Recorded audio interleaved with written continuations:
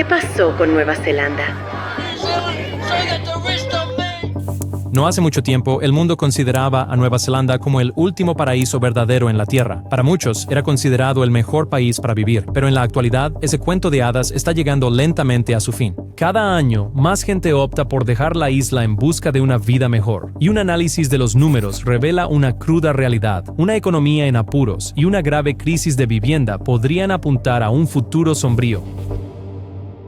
Mucho antes de que Nueva Zelanda empezara a aparecer en los rankings de los mejores lugares para vivir, su mayor problema ya estaba inscrito en su geografía. Es un país casi completamente aislado del resto del mundo. La economía más grande y cercana es Australia, pero aún están separados por hasta 5 horas de vuelo, y el mercado global verdaderamente grande más próximo es Asia. Esta distancia no es meramente una curiosidad geográfica. Es un costo real por cada ladrillo y por todo el combustible que se importa a un país. Un aislamiento total, que durante muchos años fue un elemento romántico de la imagen de la nación, se ha convertido en una de sus principales maldiciones económicas. Con apenas 5 millones de habitantes, Nueva Zelanda tiene menos población que muchas de las grandes ciudades del mundo, y esa cifra tan reducida conlleva una consecuencia muy seria.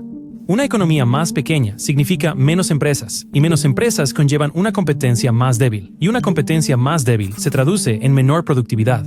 Hoy, un trabajador neozelandés produce significativamente menos valor que uno en países con poblaciones similares, como Irlanda o Finlandia. Esa es una brecha enorme, y la razón principal por la que los salarios en Nueva Zelanda no han logrado ponerse al día con los países occidentales durante décadas. Mientras países como Alemania, Japón o Corea estaban construyendo su industria, desarrollando su tecnología y fortaleciendo su capacidad de exportación, Nueva Zelanda, por su parte, se estaba desarrollando sobre la base de solo 3 pilares que eran muy frágiles. El primero de ellos, y el más importante, era la agricultura. Era moderno y productivo, pero en última instancia generaba un valor añadido muy bajo. La segunda actividad importante fue el turismo. Hermosos paisajes, Hobbiton, los fiordos de Milford Sound, combinados con una estrategia de marketing que atrajo a millones de personas. Fue un gran negocio, pero solo mientras el mundo funcionara con total normalidad. La pandemia demostró que una sola interrupción global es suficiente para que todo el modelo colapse en cuestión de pocas semanas. El tercer pilar era la educación extranjera. Durante años, Nueva Zelanda ganó miles de millones de estudiantes asiáticos que pagaban matrículas elevadas. En los mejores años, el sector generó más de $5,000 millones anuales, pero al mismo tiempo hizo que el país dependiera de otra entrada externa, otro flujo de dinero que podría cortarse en cualquier momento. Estos sectores no son malos por definición, son simplemente demasiado frágiles para ser la columna vertebral de una economía próspera, porque Nueva Zelanda carece de las cosas que deciden la fuerza de los estados modernos, como una base industrial sólida, grandes empresas tecnológicas o un alto gasto en innovación. Gasta alrededor del 1.4% de su PIB en investigación y desarrollo, mientras que Corea del Sur gasta más del 4.9%. Eso no es solo una diferencia en una tabla, esa es una verdadera brecha civilizatoria. Por ello, se crean muy pocas empresas nuevas en Nueva Zelanda y muy pocas tecnologías y empleos nuevos que de verdad retengan a la gente en el país. Cualquier joven que quiera una carrera en informática, finanzas, medicina o ingeniería descubre rápidamente que no hay futuro para ellos en casa y que tienen que irse. Y esto es exactamente lo que estamos viendo hoy. Desde hace años, Nueva Zelanda ha registrado una migración neta negativa, con más gente yéndose que llegando. More people are leaving New Zealand than ever before. In the year to August, 134,000 people departed Aotearoa. That's the highest ever recorded for an annual period, and a 37% increase on the year before. At the same time, migrant arrivals fell 17%. Es una verdadera paradoja. Un país que cimentó su identidad en la belleza durante muchísimos años logró subsistir, pero se desarrolló económicamente de una forma completamente insostenible. Pudo permitirse este lujo mientras el mundo lo adorara, mientras los inmigrantes continuaran llegando para trabajar y mientras los turistas siguieran dejando su dinero. Pero el panorama mundial ha cambiado drásticamente y Nueva Zelanda reaccionó demasiado tarde. Incluso antes de la pandemia, el turismo era el corazón latente de Nueva Zelanda. Hasta un 14% del PIB dependía de que aviones llenos de turistas aterrizaran en Queenstown para ver Hobbiton o reservar cruceros por los fiordos. Cientos de miles de puestos de trabajo existían únicamente porque el mundo veía a Nueva Zelanda como un paraíso en el fin de la Tierra. Este modelo funcionaba a la perfección, pero como dije antes, solo mientras el mundo estuviera en calma. En 2020, una sola pandemia bastó para alterar por completo este sistema. Nueva Zelanda fue uno de los primeros países desarrollados en cerrar sus fronteras. De la noche a la mañana, no solo desaparecieron los turistas, sino también los estudiantes extranjeros, cuyos aranceles eran una de las mayores fuentes de ingresos para el Estado. algunas pequeñas empresas empezaron a caer como fichas de dominó. El presupuesto del gobierno comenzó a disminuir drásticamente porque la principal fuente de ingresos se había interrumpido. Y fue en ese preciso momento que quedó absolutamente claro que Nueva Zelanda no tenía un plan B, porque aparte del turismo y la educación, solo quedaba un pilar fundamental: la agricultura. Nueva Zelanda es, de hecho, uno de los países más agrícolas del mundo. Leche, carne de res, ovejas, exportaciones masivas a China, enormes explotaciones agrícolas gestionadas con una precisión quirúrgica. Todo el sistema funcionaba como una máquina perfectamente engrasada. El verdadero problema es que la agricultura es un sector que no genera riqueza real, simplemente la preserva. Es el primer eslabón de la cadena financiera, lo que lo convierte en el menos rentable de todos. Y cuando la pandemia cerró las fronteras, otra debilidad salió a la superficie. La agricultura de Nueva Zelanda depende en gran medida de trabajadores temporales de las pequeñas islas del Pacífico. En muchas granjas, llegaban a constituir incluso una quinta parte de la mano de obra total. Cuando las fronteras se cerraron, simplemente no había nadie disponible para hacer el trabajo. Según algunas estimaciones, los campos podrían llegar a perder hasta una quinta parte de su cosecha. Literalmente millones de dólares se evaporaron porque no había suficiente mano de obra, así que las frutas simplemente se echaron a perder. Y eso fue solo el comienzo de los problemas de los agricultores. En el fondo, la presión climática estaba creciendo. Nueva Zelanda emite grandes cantidades de metano, principalmente de granjas de vacas y ovejas. Debido a esto, el gobierno se propuso una meta ambiciosa de reducir las emisiones hasta en un 55% para 2035, en comparación con los niveles de 2005. Como siempre, en teoría suena hermoso, pero en la práctica es devastador. Los agricultores ya pagan más por tecnología, energía y nuevas normas ambientales. Protestan y dicen sin rodeos que pronto sus productos serán demasiado caros para competir globalmente. Para ellos, esto no es una revolución ecológica, sino una factura acelerada de política interna. Durante años, Nueva Zelanda se comportó como si los turistas fueran a seguir llegando sin cesar, como si los trabajadores estacionales siempre estuvieran disponibles, como si la agricultura pudiera mantener para siempre a 5 millones de personas. Entonces la realidad destrozó todo eso en pocos meses. Nueva Zelanda había construido su economía en sectores tan frágiles que se desmoronaron al primer impacto global. Y cuando la economía empezó a debilitarse, los neozelandeses se dieron cuenta de algo aún más doloroso, que a su vecino más cercano simplemente le va mucho mejor.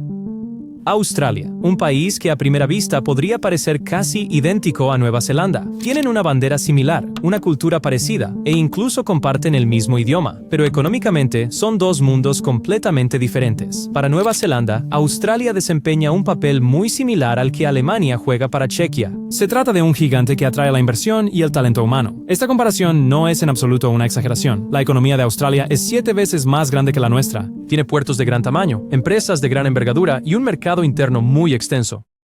For 12 months, we've seen 70,000 New Zealand citizens leaving to live in another country, about 60% of them going to Australia. That, I think, is a major concern for me. I think we're losing some of our young, some of our skilled, some of our new graduates, and they're going to another country.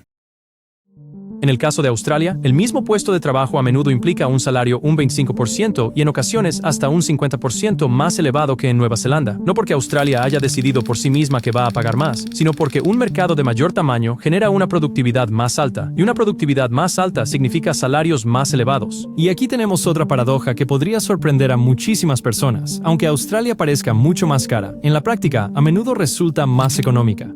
El combustible es más barato, la electrónica es más barata, la ropa, los electrodomésticos, los productos químicos para el hogar son más baratos. Ahora, uno podría preguntar, ¿por qué es así? La respuesta es bastante sencilla. Nueva Zelanda, con sus 5 millones de habitantes, paga algo que podemos simplificar como un impuesto de mercado pequeño. Australia no paga nada parecido.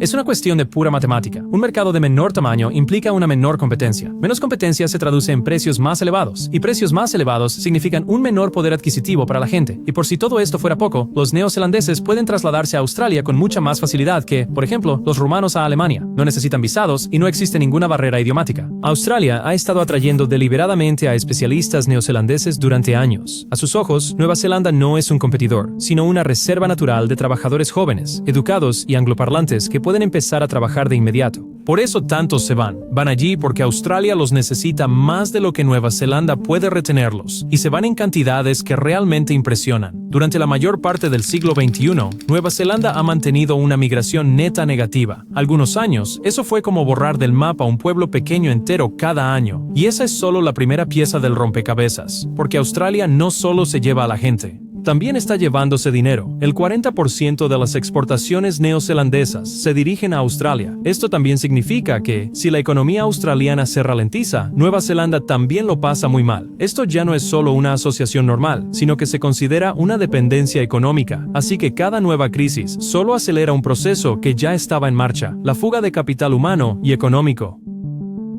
Pero hay una razón que lo supera todo. La razón principal que los neozelandeses mencionan al hacer sus maletas: la vivienda. Es precisamente la vivienda lo que ha hecho la vida en Nueva Zelanda tan difícil. Los precios de las casas han aumentado aquí más rápidamente que en casi cualquier otro país desarrollado. Well, the housing dream continues to soar out of reach for many, with the latest data showing prices continuing to climb. House prices rose by 16.1% in the year to March. That's the biggest leap since 2006. CoreLogic data shows the average price for a house in Auckland is now more than $1.2 million. Durante muchos años, parecía un mercado completamente normal, hasta que las tasas de interés cayeron a mínimos históricos, un 1.99%, y entonces todo explotó. En tan solo 2 años, los precios de las viviendas se dispararon un 32%, no porque la gente necesitara más hogares, sino porque los bienes raíces se convirtieron en el mejor vehículo de inversión de todo el país. Los inversores empezaron a comprar viviendas en grandes cantidades, a menudo no para vivir en ellas, sino solo para aparcar dinero, porque Nueva Zelanda tiene una de las reglas más absurdas de todo el mundo desarrollado. No hay impuestos sobre las ganancias de capital en la propiedad. Vendes una casa por más y no pagas ningún impuesto. Y así, un nuevo sistema social emergió: la clase propietaria, que se hacía más rica cada año, y los inquilinos perpetuos, personas que jamás podrán igualar los precios. Nueva Zelanda tiene una de las peores relaciones entre el precio de la vivienda y los ingresos a nivel mundial, y cuando la vivienda se convierte en un lujo inalcanzable, toda la estructura social comienza a resquebrajarse. Los efectos son más que evidentes en la generación joven que se suponía que construiría el futuro de la nación, pero hoy ni siquiera tiene un lugar digno para vivir y formar sus propias familias. Un país que pierde a su generación joven, pierde su futuro, y Nueva Zelanda lo está perdiendo mucho más rápido de lo que puede reemplazarlo. A new survey shows that New Zealand workers are more pessimistic on the jobs market amid economic slowdown. The Westpac McDermott Miller Employment Confidence Index has fallen to its weakest since 2020. More New Zealanders have left for Australia for better opportunities in the face of a cost of living crisis. Y justo en el momento en que la sociedad más necesitaba apoyo, el Estado hizo algo que casi nadie esperaba. En lugar de apagar el fuego, le echó gasolina. Nueva Zelanda optó por fuertes recortes del gasto público. Desde hace varios años, los ministros de finanzas han continuado su política de recortes de gastos. Como resultado, las inversiones en infraestructura se congelaron, los hospitales se quedaron sin fondos, las escuelas con proyectos de modernización paralizados y las universidades recortando programas y personal. Al mismo tiempo, los hogares se veían asfixiados por unos tipos de interés récord. Los pagos de las hipotecas se duplicaron en cuestión de pocos meses, y fueron precisamente estas decisiones las que empujaron al país a la siguiente fase de la crisis. Llegado a un punto, todos los problemas de Nueva Zelanda comenzaron a manifestarse simultáneamente. La emigración de jóvenes, el debilitamiento de la agricultura, una burbuja inmobiliaria en explosión. Cada una de estas crisis era grave por sí misma, pero cuando convergieron en el mismo momento, la economía simplemente no pudo soportarlo. Y entonces llegó la verdad que los políticos no querían pronunciar en voz alta. Nueva Zelanda cayó en una recesión profunda y prolongada durante 5 trimestres consecutivos. Las altas tasas de interés estrangularon el crédito de forma tan efectiva que la gente dejó de adquirir viviendas y las empresas dejaron de invertir. Algunas compañías empezaron a despedir personal, y ese proceso no hizo más que acelerarse desde entonces. Así que los jóvenes no esperaron a que las cosas mejoraran. Se fueron antes de que el mercado laboral se cerrara por completo. Huyeron porque vieron la tendencia, el aumento del costo de vida, la caída de los salarios reales y la ausencia de perspectivas. Nueva Zelanda se encontró en una trampa de la que es muy difícil escapar. Es demasiado caro quedarse y demasiado pobre para cambiar algo. Esto no es una recesión traída de fuera. Esta es una recesión que Nueva Zelanda se fabricó a sí misma, a través de decisiones y la creencia de que todo saldrá bien de alguna manera. El declive de Nueva Zelanda no es solo una historia curiosa de un rincón lejano del mundo, es una advertencia de lo que podría ocurrir en otros países occidentales. Nueva Zelanda está perdiendo a su gente en favor de Australia, porque la vida es más sencilla allí, pero la verdad es que Australia también tiene sus propias fisuras y dificultades, e incluso allí, cada vez más problemas están empezando a salir a la luz, dificultades de las que casi nadie habla abiertamente. Puedes informarte mejor sobre los problemas de Australia en el video que aparece ahora mismo en tu pantalla.